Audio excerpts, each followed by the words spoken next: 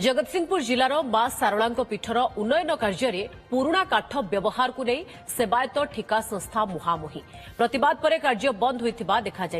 मां पीठर उन्नतीकरण लगी प्रथम पर्यायर 42 कोटी टंका व्ययबराद होता काम विलंब और निम्नमानर काम नहीं विभिन्न महल में असंतोष प्रकाश पाई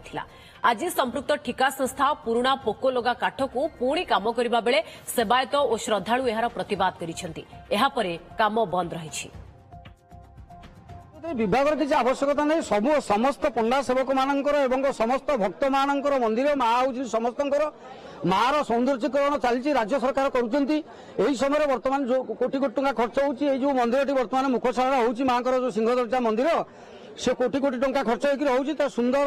दुआर बंध से लगे आवश्यकता रही ये बहुत पुराणा हो आज्ञा ये बहुत कंचा काठरे ये